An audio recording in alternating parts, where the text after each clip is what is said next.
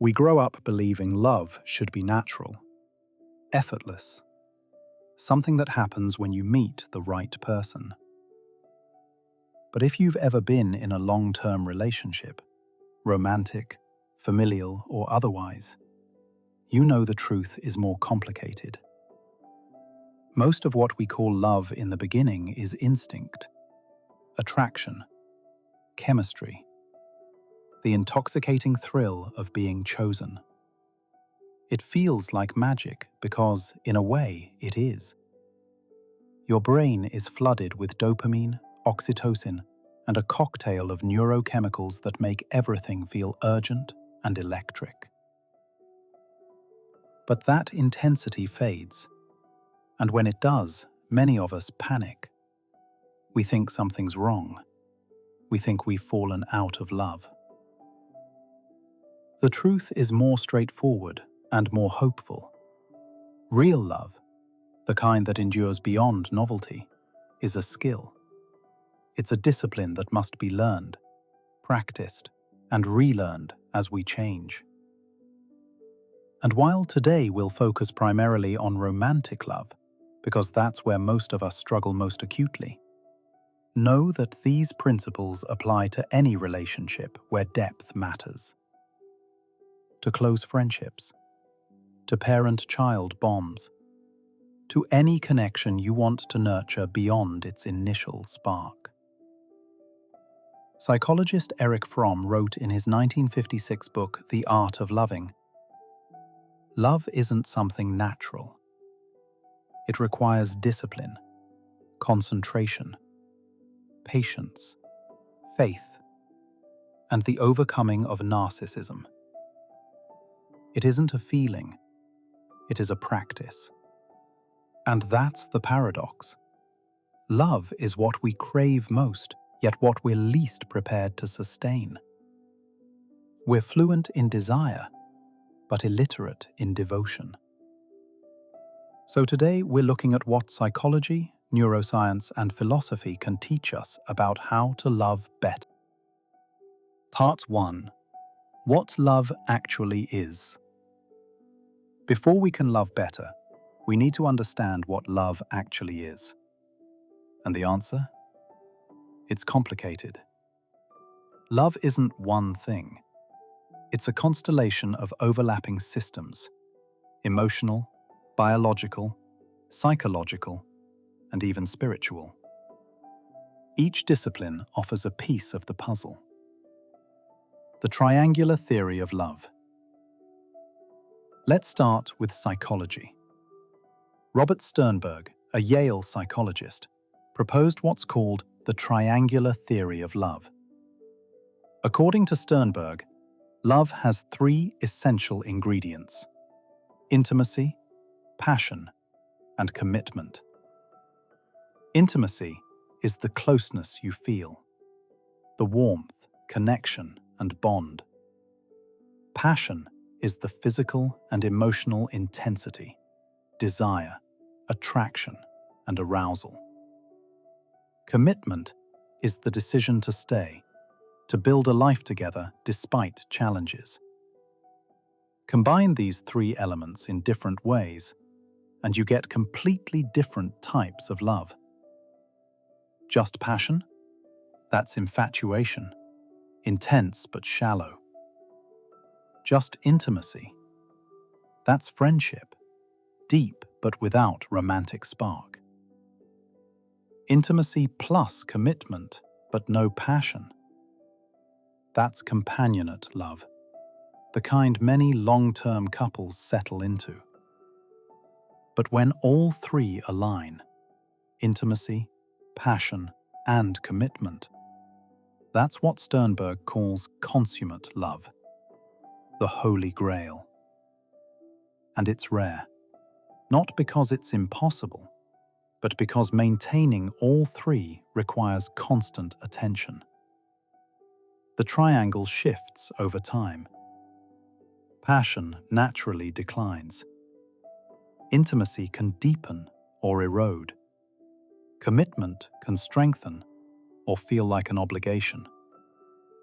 Learning to balance these three forces is one of love's deepest arts. What your brain does when you fall in love. Now let's zoom into the brain. Neuroimaging studies reveal that romantic love lights up the brain's reward system, especially dopamine-rich regions like the ventral tegmental area and the caudate nucleus. These are the same areas activated by cocaine, which explains why new love can feel addictive. Oxytocin and vasopressin enhance attachment. Dopamine fuels desire and motivation. Cortisol spikes in early romance, which explains that obsessive, can't eat, can't sleep energy. But over time, those neurochemical surges fade. They're replaced by calmer bonds linked to serotonin and sustained oxytocin release. The brain is wired for both passion and peace. We mistake the calm for boredom. This is crucial to understand. When the intensity fades, it doesn't mean love is dying. It means love is maturing. The question is whether we're willing to do the work required for that next phase. The 6 styles of love. Sociologist John Allen Lee described 6 distinct love styles, which he arranged like a color wheel. Eros, passionate, physical, and romantic. Ludus, playful, game-like, non-committal. Storge, affectionate, friendship-based, gradual. Mania, obsessive, anxious, emotionally intense. Pragma, practical, rational, compatibility-focused. Agape, selfless, unconditional, altruistic. Most relationships blend several styles. But problems arise when partners love in incompatible languages. When one person craves eros and the other seeks storge. When one gives agape but receives ludus. Understanding your own love style and your partner's can illuminate why you clash or connect. Part 2. Why we struggle to love well. If love is so important, why do we struggle with it so much? The answer lies in our histories. Love is not just emotion, it's biography. We love according to what we learned, what we lacked, and what we fear. Attachment theory. Psychologists John Bowlby and Mary Ainsworth discovered that our early bonds with caregivers shape how we connect as adults. They identified distinct attachment styles. Secure attachment. These individuals love freely. They're comfortable with intimacy and autonomy. They trust others and feel worthy of love. Anxious attachment. These individuals crave closeness but fear abandonment. They often seek constant reassurance and can become clingy or jealous. Avoidant attachment. These individuals fear intimacy and value independence. They tend to withdraw emotionally and keep partners at arm's length. Disorganized attachment. These individuals are torn between longing and fear. They may unintentionally create chaos in relationships because their early experiences taught them that closeness is both desperately needed and deeply dangerous. We repeat what's familiar, not what's healthy. The brain equates predictability with safety, even when the pattern hurts. That's why healing attachment wounds is one of the surest ways to love better. It's not about blaming your parents. It's about recognizing the patterns you inherited and choosing to break them. The trap of idealization. French writer Stendhal coined a beautiful metaphor called crystallization. He said, "Love begins when we imagine the beloved as flawless, like a branch left in a salt mine that becomes covered in shimmering crystals. It's a beautiful illusion. But when reality melts those crystals, when we see our partner's flaws, limitations, and humanity, disillusionment sets in. Modern psychology confirms this. Couples who over-idealize their partners tend to experience sharper disappointment later. They mistake fantasy for love. Healthy love sees clearly.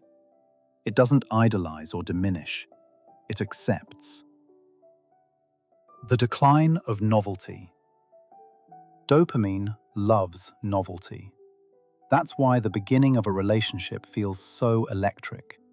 Every text, every touch, every conversation is new. But as relationships settle, the dopamine high fades, and many people interpret this as falling out of love. But researchers at Harvard Study of Adult Development, one of the longest-running studies on human happiness, found something crucial. Mutual curiosity and emotional responsiveness, not perpetual excitement, predict long-term fulfillment. The couples who stayed deeply connected weren't the ones who never got bored. They were the ones who kept asking questions, who stayed curious, who didn't assume they already knew everything about their partner. Love isn't meant to stay at a constant high. It's meant to evolve into depth. The obstacles we create. Beyond biology and history, we also sabotage love through our own defenses. Pride and ego. We protect ourselves rather than risk vulnerability. Poor communication. We assume our partner should know what we need without us saying it. Misattunement. We stop paying attention to each other's emotional states. Self-neglect. We lose ourselves trying to please our partner, or we abandon our partner in our quest to find ourselves. Philosopher Soren Kierkegaard emphasized how love requires overcoming self-centeredness. He wrote that love is a commandment, not just a feeling. It's something we must choose to enact, even when we don't feel like it. Part 3. What makes love last? So if love is this fragile, this complicated, how do some people make it last? The answer isn't avoiding conflict. It's learning to repair well. The magic ratio psychologist John Gottman spent decades studying couples in his Love Lab. He found that he could predict with over 90% accuracy which couples would stay together based on one simple metric: the ratio of positive to negative interactions. The magic number? 5-1. 5 gestures of kindness, humor, affection, or appreciation for every moment of criticism, tension, or conflict. It's not that healthy couples don't fight, they do, but they balance those fights with consistent small acts of love. A touch on the shoulder, a joke to break the tension, a genuine compliment, a moment of gratitude. Love doesn't survive on grand gestures. It survives on accumulated micro-moments of connection. Emotional safety. Dr. Sue Johnson, creator of emotionally focused therapy, describes love as a bond of safe connection, where each partner feels seen, soothed, and secure. When that safety is threatened, we respond in predictable ways. We protest, get angry, criticize, or demand attention. Or we withdraw, shut down, go silent, or leave emotionally. Neither response is bad, they're survival strategies. But they create what Johnson calls negative cycles, where one partner's withdrawal triggers the other's protest, which triggers more withdrawal, and so on. The goal isn't to never feel insecure. It's to recognize when you're in a negative cycle and to reach for your partner instead of away from them. Johnson's research shows that when couples learn to create emotional safety, when they can say, "I need you," and "I'm here," their relationships transform. The balance of togetherness and separateness. Healthy love balances connection and autonomy. Balancing fusion and distance is key. Too much fusion can blur identities, while too much distance can weaken connections.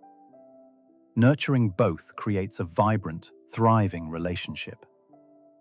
Philosopher Alain de Botton writes, "Compatibility is an achievement of love, not its precondition."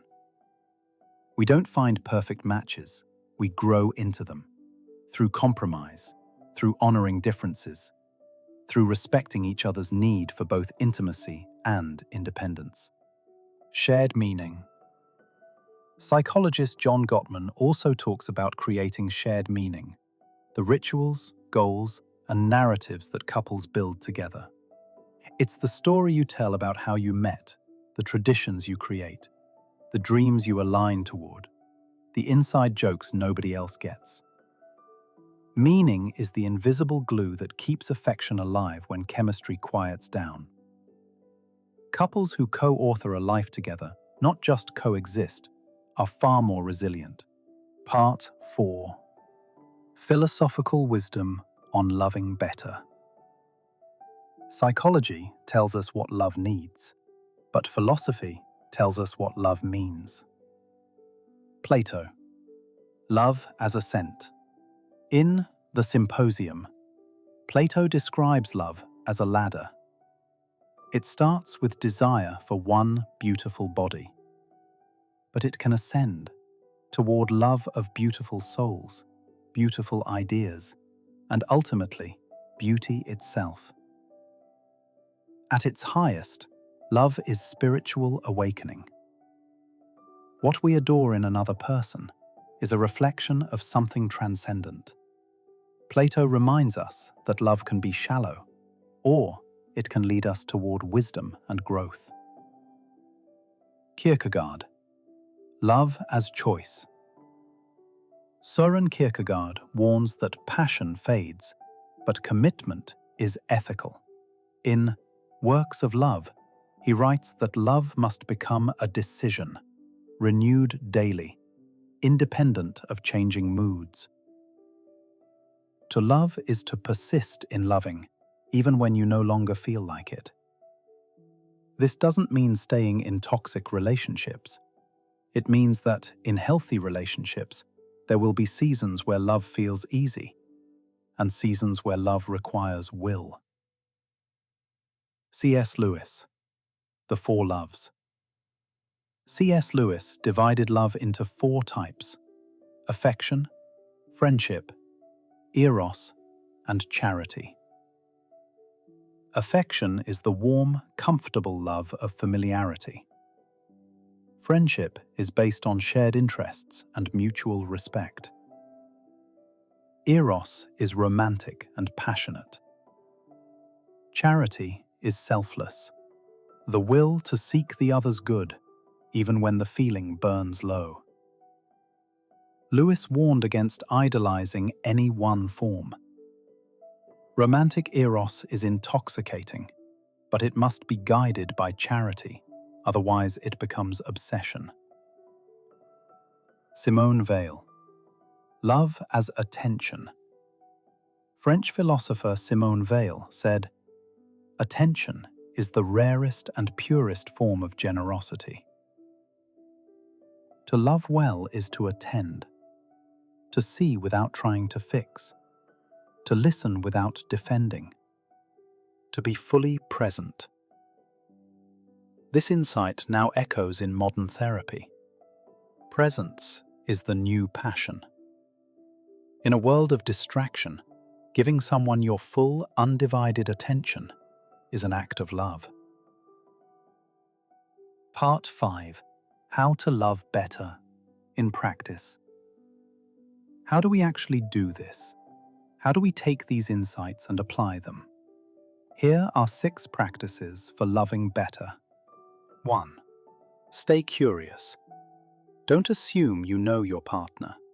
People change, circumstances shift, inner worlds evolve. Ask questions. What's something you've never told me? What's been on your mind lately? What do you need from me right now? Long-term love does not die from boredom, but from assumption. Curiosity reawakens intimacy. 2. Choose love daily. Daily micro-decisions renew love. Sending a kind message, pausing before reacting, holding eye contact for an extra moment. These small moments accumulate into trust, into safety, into a foundation that can weather storms. 3. Regulate before you relate. You can't love well from a dysregulated nervous system. If you're activated, if your heart is racing, your chest is tight, your thoughts are spiraling, you're in fight or flight mode. Take a breath, go for a walk, calm your body, then respond.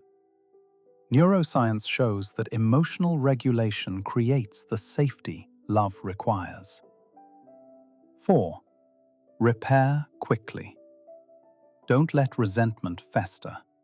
Don't wait days to resolve tension. A sincere apology, a physical touch, an act of service. These heal more than long explanations. What matters isn't never fighting. It's how you find each other again afterward. 5. Honor difference. Love is not merging. It's dancing between two centers of gravity. Philosopher Martin Buber called it the I-thou relationship, meeting the other as a subject, not an object. You are not extensions of each other. You are witnesses to each other's becoming. Respect your partner's autonomy, their interests, their need for space. They have the right to be different from you. 6. Grow yourself. You can only meet another as deeply as you've met yourself. Therapy, reflection, journaling, meditation. These aren't selfish. They're how you stop projecting old wounds onto new love. Carl Jung wrote, "The meeting of two personalities is like the contact of two chemical substances. If there is any reaction, both are transformed." Love is the laboratory where transformation happens. But you have to be willing to do your own inner work. To love better is not to love perfectly. You will misread. You will overreact. You will close off. You will hurt the people you care about most. But if you stay humble, if you repair, listen, and keep choosing connection, love matures. Psychologists call it secure functioning. Philosophers call it virtue. Either way, it's not about being flawless. It's about being present. In the end, loving better isn't a destination. It's a practice, a daily commitment, a series of small, imperfect choices that add up to something beautiful. So here's my challenge to you. Pick one thing from today, one practice, one insight, and try it. Let us know in the comments below which of the 6 practices you're committing to this week. Stay curious. Regulate before you relate. Repair quickly. Attend deeply. Because the world needs more people who know how to love well. Not perfectly, just better.